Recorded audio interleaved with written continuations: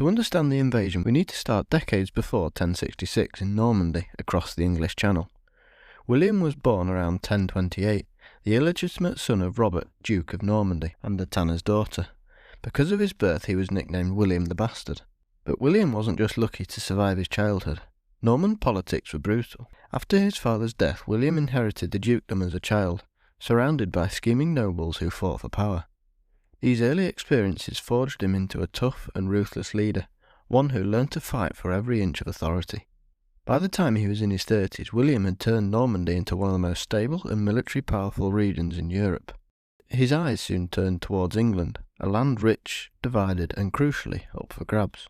Let's shift our view north to England under King Edward the Confessor. Edward was deeply religious but politically weak. He had no children, which meant no obvious heir to the throne. Edward had spent part of his youth in exile in Normandy.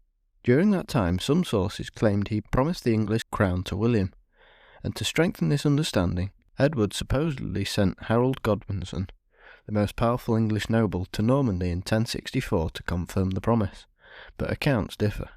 According to Norman chronicles, Harold swore a sacred oath to support William's claim to the throne, perhaps even on holy relics. Yet English sources like the Anglo-Saxon Chronicle portrayed it differently, suggesting Harold was actually shipwrecked and forced into making that oath under duress. Whatever the truth, one fact stands.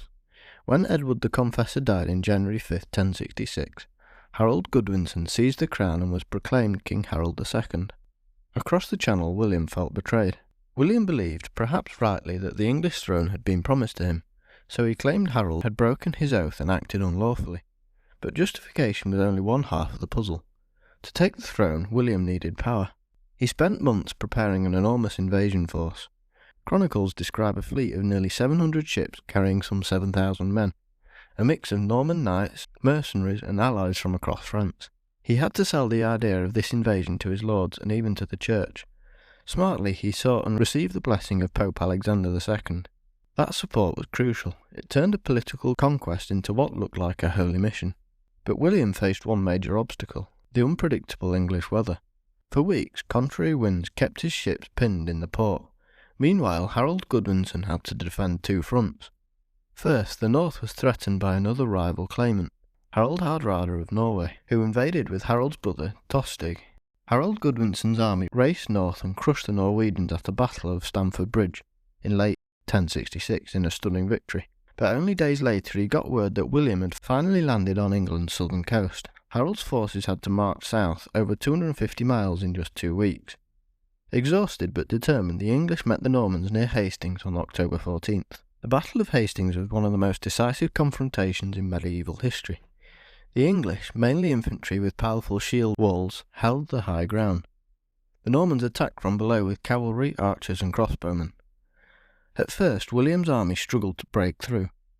A false rumour spread that the Duke had been killed, but William famously lifted his helmet to show his face, shouting that he was still alive. His control and courage turned panic into a renewed determination.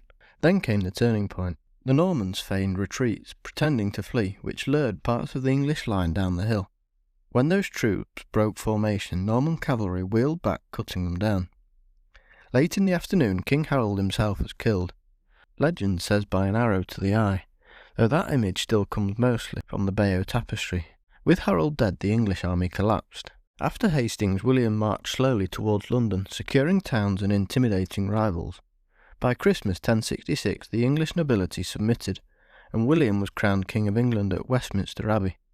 He was now William the Conqueror. But conquest was just the beginning.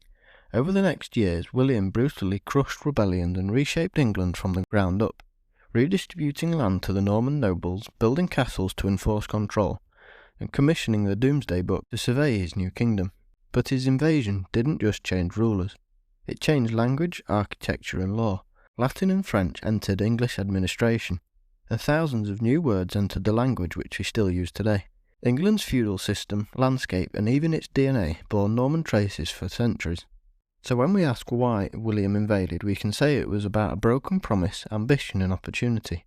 But when we ask how he succeeded, it was preparation, political savvy and yes, a touch of luck. The winds could have turned differently. Harold might not have faced two invasions at once.